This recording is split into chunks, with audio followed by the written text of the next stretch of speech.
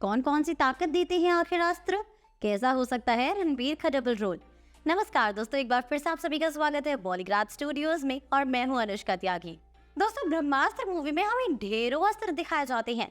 उन्हीं में से एक अस्त्र है जल अस्त्र। जल अस्त्र एक एलिमेंट अस्त्र है। दोस्तों, मेरे मत अनुसार जल अस्त्र अस्त्रवर्ष का सेकेंड मोस्ट पावरफुल अस्त्र है, क्योंकि इसके पिछले यूजर अमृता ने देव को, जो इस ब्रह्मास्त्र सीरीज का मुख्य विलन है, उसे अकेले ही रोक दिया था। इसके अलावा उसने अपने जलास्त्र से देव को पत्थर में भी कैद करके रख दिया था और दोस्तों वो खुद जिंदा बच गई थी। देव के पास ऑलमोस्ट 5 अस्त्र की ताकत होने के बावजूद उसे हार का सामना करना पड़ा था, जिससे हमें जलास्त्र की पावर का पता चलता है।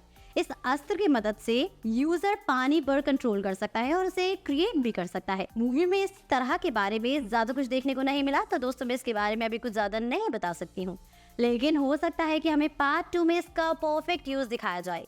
ब्रह्मास्त्र मूवी के एक सीन में दोस्तों अमृता इस जलास्त्र के यूज से सुनामी भी ला देती है, यानी कि हम ये भी कह सकते हैं कि ये सबसे पावरफुल अस्त्र है ब्रह्मास्त्र के बाद इस यूनिवर्स का।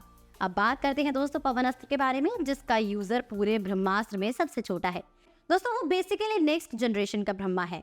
पवन अस्त्र तकनीकी रूप से डिफेंस टाइप का अस्त्र है और ये बहुत हद तक एक एलिमेंट अस्त्र है।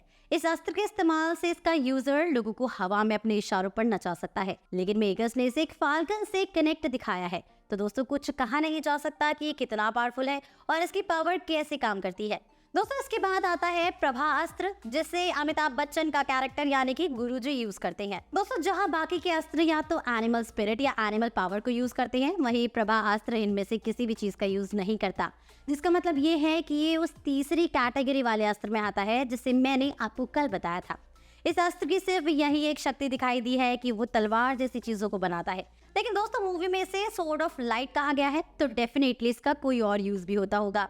दोस्तों ब्रह्मास्त्र के एक सीन में शिवा भगवान से मदद मांगता है, तभी एक लाइट आती है और वो न्यूज़पेपर की तरफ इशारा कर देती है, जो मोहन भागवत की डेथ की खबर है। यानी कि दोस्तों भगवान जी ने शिवा की बात सुन ली और उसकी मदद की। अब जब मोहन भागवत के एक्सीडेंट की खबर अखबार में छपी होती है दोस्तों, तो उसमें नीचे लिखा जाता है कि स्पेस हिंदी के सीईओ मोहन भागवत को उनके आवास पर मारा गया है। यानी कि दोस्तों मोहन भागवत स्पेस हिंदी के सीईओ थे। सीईओ क्या होता है मुझे आपको बताने की जरूरत नहीं है, क्योंकि हम सभी को रॉकी भाई ने ऑलरेडी बता दिया है। यानी कि दोस्तों मोहन भागवत एक महान साइंटिस्ट हैं।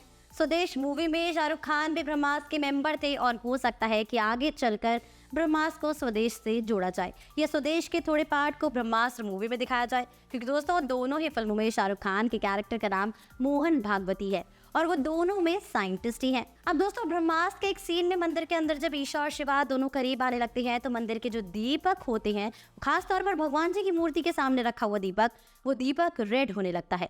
इसका मतलब ये है कि दोस्तों दीपक अब शिवा के कंट्रोल में आने लग जाता है और शायद इसे किसी ने नोटिस नहीं किया। पूरे ब्रह्मास्त्र मूवी में जब जुनून ब्रह्मास्त्र के टुकड़े को अपने हाथ में लेती है, तो उसके बाद सीधा हमें दिखाया जाता है कि देव की आंखें जग उठती हैं।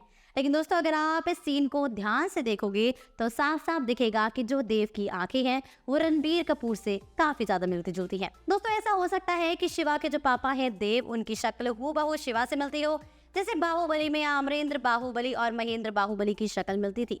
यानी कि दोस्तों ब्रह्मास्त्र में हो सकता है कि रणबीर कपूर डबल रोल में हो। अब आपका इस पर क्या कहना है कमेंट सेक्शन में जरूर बताइएगा। इसी के साथ मैं लेती हूँ आपसे इजाजत। हमारे आज के राइटर हैं दिव्यांशु।